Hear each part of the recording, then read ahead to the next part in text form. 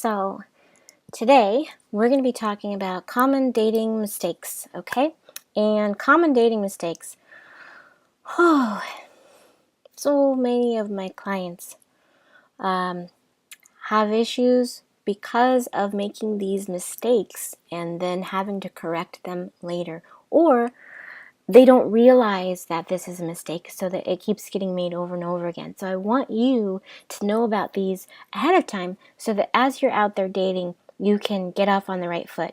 You can be your most confident, most beautiful, happiest self, and you can remember your value, remember your worth, and you can really negotiate the whole dating world with ease and grace and confidence. And that's what I want for you.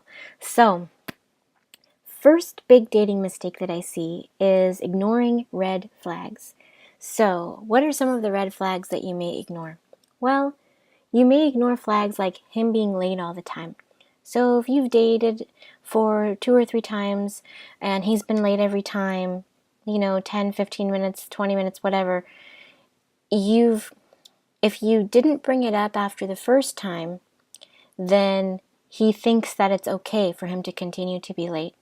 And it's really not good to start out a relationship, and even though this seems like a little thing, it's not a good foundation to start out a relationship to not keep your word to someone. So if he says he's going to be there at a certain time and he's not there, and there's not some, amazing extenuating circumstance for why he's not there, and then he does it again, and then he does it again, what happens is that we're always teaching other people how to treat us. We're always teaching other people what it is that we will, what type of treatment or behavior that we'll accept from other people.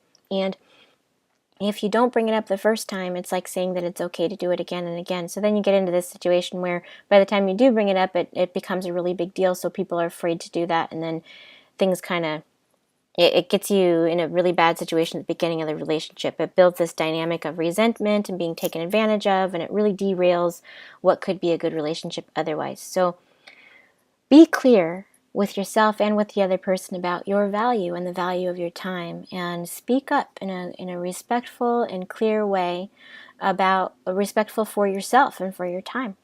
And to say, if they're late the first time, then you say, I really don't usually go out on dates with people that don't respect my time. I hope this isn't something that's going to continue. And then don't say anything and see how he handles it. If he responds by being offended or acting like you're just super uptight, then that's your answer there, right? He thinks that he is entitled to disrespect your time, or he's easily offended or something like that. If he is a marriage-minded man, if he's a man who really is capable of partnership and that's where he is in his life, then when he hears that, he will immediately say, "You're so right. I'm very sorry. I will make sure that it doesn't happen again," and go about giving you a wonderful evening to make up for it. Another thing that I've seen, even with some clients of mine, is that as they're dating, somebody might, call them like an hour before the date to cancel, or to say that they're sick, or to say that something came up, or something like that.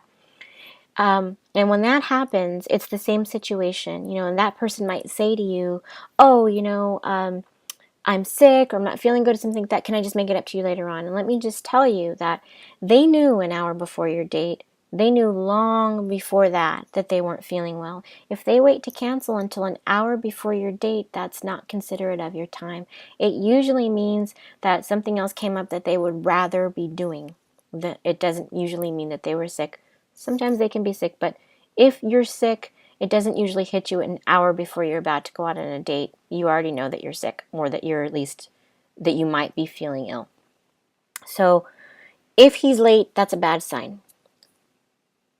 The second thing, or if he's late, it's a bad sign, but also don't ignore that as a red flag. Make sure that you remember that.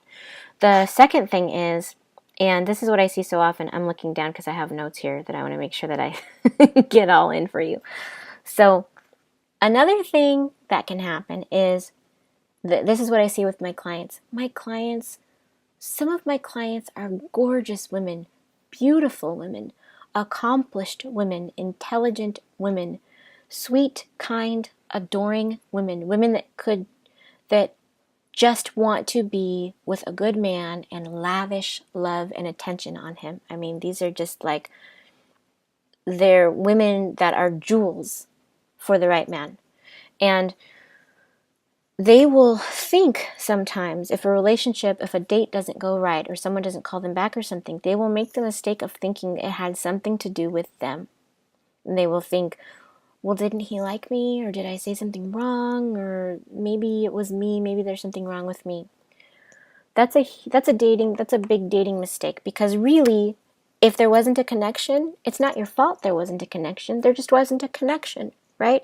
So instead of immediately assuming that something is wrong with you, just be grateful that you're whatever you had that experience, you learned whatever you needed to learn on that date, and now you're moving on to the next date, the next thing. You're not going to waste a bunch of time trying to figure out if you guys were good for each other and all of those things. You're able to move on to the next thing. So don't spend a lot of time worrying about if it was you. It's usually nothing personal. Everybody has a type, and sometimes you're just not the other person's type. Sometimes it can be little things that don't really have anything to do with you or that you don't have any control over. It could be that you remind them of someone in their life that they didn't get along well with, or something like that. And that's not your fault, but it's not their fault either, and it's not something that they can control. Or it could be that once you started talking, they realized that your goals weren't really compatible, and that's a good thing for you to know up front. You don't have to make everything work. Some things you just let go, because the right thing will still come, and it won't be so hard. It won't be as hard to make it work. So that's the second thing, is thinking that it's you when sometimes it's just chemistry or timing, or that you remind them of someone else or something else like that. So don't always blame yourself. And the last thing is a big thing. It's making premature sacrifices for someone. So here are some premature sacrifices that I see clients make all the time. One is having sex before you're in an exclusive, committed relationship. That can be a really big problem, because when women start to have sex with a man, it tells us that we're in love, and it makes it so that we ignore things. All the oxytocin that gets released into our body tells us that we are bonded to this person, and we can't see them clearly anymore. And he may be totally honest with you about the fact that he is not really wanting to be exclusive. And instead of you being able to hear that, once you've had sex, you start rationalizing to yourself and thinking, well, I could make him change his mind, because he'll know how once we spend a lot of time together, he'll figure out how wonderful I am, and then he won't want to let me go. And we're telling ourselves all of these things because we want to justify, because we feel bonded now, so we want to justify continuing the relationship.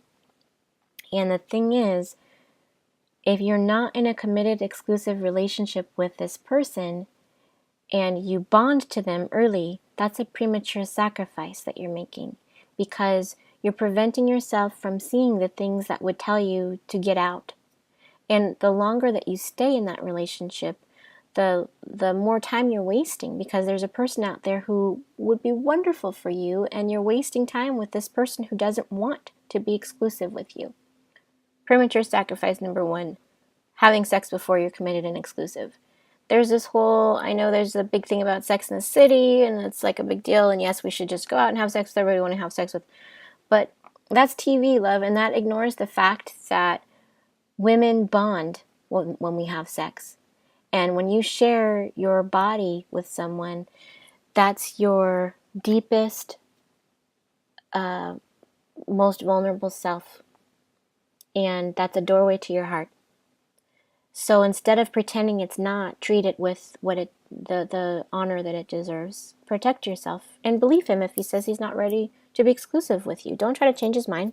Believe him and move on, because a good man knows a good thing when he sees it, right? Okay, so that's the first premature sacrifice. The second premature sacrifice is paying for everything.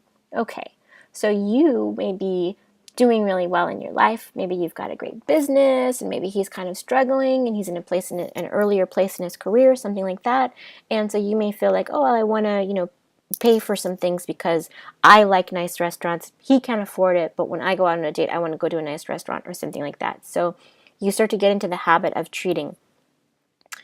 Don't do this. It's much, much better for you to agree to do things that are within both of your means, to let him be an equal partner, and even to sometimes let him provide for you. Because when you throw off the balance, it just gets crazy. You start getting resentful. The differences between masculine and feminine energy are real, love. Yes, we can do anything that we want to do, and yes, we are absolutely equal, but that does not change the fact that men love to provide and women are made to receive. And when you start throwing all of that off, it causes some really deep problems in the foundation of your relationship, and it derails it, and it causes a lot of resentment later on. So that's premature sacrifice number 2, paying for everything. Premature sacrifice number 3 is moving in. So a lot of times what people will do is, maybe you're telling yourself, I want to help him out, so I'm going to let him live with me. Maybe you're telling yourself, I need to do a trial run before we get married, so let's move in together. Maybe you're telling yourself, we already know that we like each other so much. Maybe we even love each other. We'll save rent. What's the big deal? Everybody does it now. All those things. Moving in is a premature sacrifice, because if you're single, have your single life.